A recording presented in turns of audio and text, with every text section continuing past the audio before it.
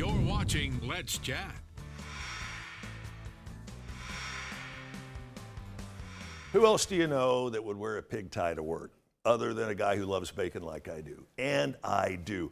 I got to tell you, a number of years ago, I got the pleasure of meeting Alan Benton, and Alan is joining us here now. Alan, so good to see you again, my friend. Delighted to be here, Chip. If you've ever heard of Benton's bacon, Benton's ham, the prosciutto, the sausage, this is the guy responsible for all of it. Pretty big responsibility.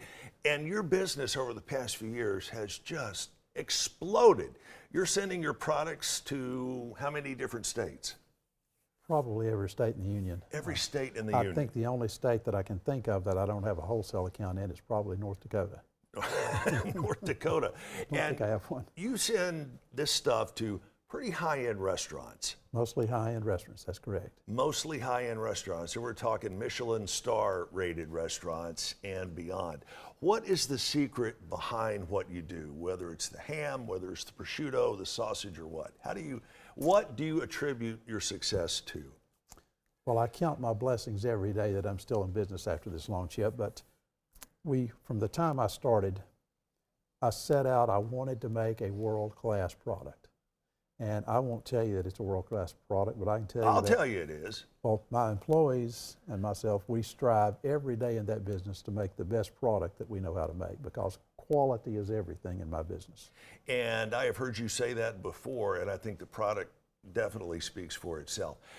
Let me ask you about some of the hogs that go into these products. You're pretty peculiar about what breed of hog, correct? We buy a lot of pasture-raised hogs, mostly old breeds like Berkshire, Tamworth, Red Wattle, and Duroc. And we use those because they have a better fat cover and more intermuscular fat, which chefs seem to really like. And we think it helps us. If you want to make a great product, you have to start out with great product to start with. You have to have good ingredients. I think we have some video that you're looking at now. This is you in work, hustling the hams around. There's no job at Benton's that you don't do.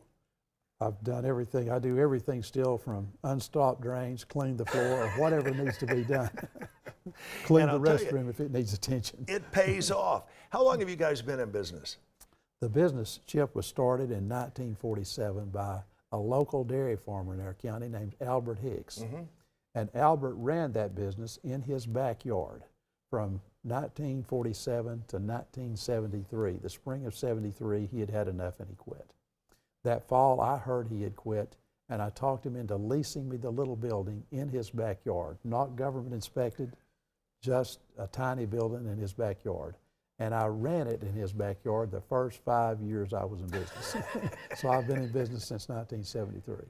It's amazing. And I have literally been in restaurants in New York, in California, and several other states where on the menu it says, whatever the dish is, featuring Benton's bacon or featuring Benton's products of some sort. Your reputation is far and beyond just right here in Southeast Tennessee. We've been blessed. We ship it to great restaurants all over the country, but I owe a debt of gratitude to all these young chefs and these restaurants that use my products, Chip. They're the ones that got me the attention. I didn't get the attention from myself. It was their incredible ways they incorporate that into their menus that have worked out so well for us. You have been coming here on and off for a number of years, and I have a picture on this phone that I have been trying to get sent to where you could see it at home. We'll try and do that tomorrow. Ellen's going to stick around, and we're going to do some stuff on the show for tomorrow. But I did want to take a look at this beautiful slab of bacon you have here. Let me hold that for just a moment. Now, tell me what makes this slab of bacon so exceptional and so different from some of your so-called competition. Well, everything that we make, Chip, we're dry curing it. Meaning? It means we cure it with a mixture. We rub a mixture of salt and brown sugar on these pork bellies. We leave them in cure for about 10 days. Right. We wash whatever cure residue off, hang them on racks, and dry them for 10 more days under refrigeration. Then we take them out into the room temperature and dry them for 3 or 4 days, and then we hickory smoke it for 24 hours a day for 3 days. You end up with a very intense flavored bacon, a pronounced smoke flavor. if you don't like smoke, you won't like this smoked bacon. We do sell bacon at our store unsmoked for folks that prefer it, but 99% of everything we sell is the hickory smoked stuff. You're also doing a lot of prosciutto now. Pork bellies really have exploded over the past few years. And hopefully you're going to do the same thing with your prosciutto, which I don't know how you manage to slice ham so thin, but this stuff is literally thin enough, which it's supposed to be. You can read a newspaper through it. That's about right. It's delicious. Now, again, you have to start out with those heritage breeds of pigs that I talked about to age this ham. The ham samples that I brought down are very old. It's just simply amazing. And we have prepared a little bacon here. Wish you all could try this at home, but you can't. So Alan and I are going to try it for you. Alan, one of the things that I love about Benton's bacon, it always cooks uniformly. Well, the cooking, you need to finesse bacon. A fellow once asked my wife, or he asked me, the secret to preparing good bacon. Right. And I said, well, I defer to the resident expert at my house, my wife Sharon. And he asked her, he said, well, what is the secret?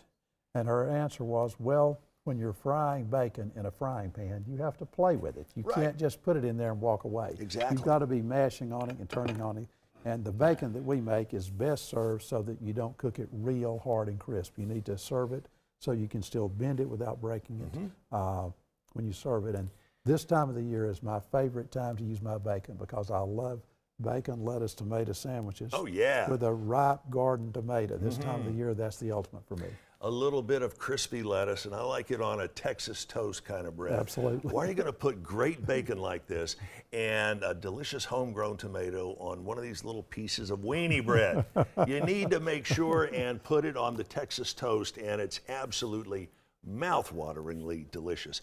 And you were telling me that you've got a couple of recipes about how to incorporate your bacon or your prosciutto with asparagus, with fruit, with avocado, and with cantaloupes. How you do it with a cantaloupe?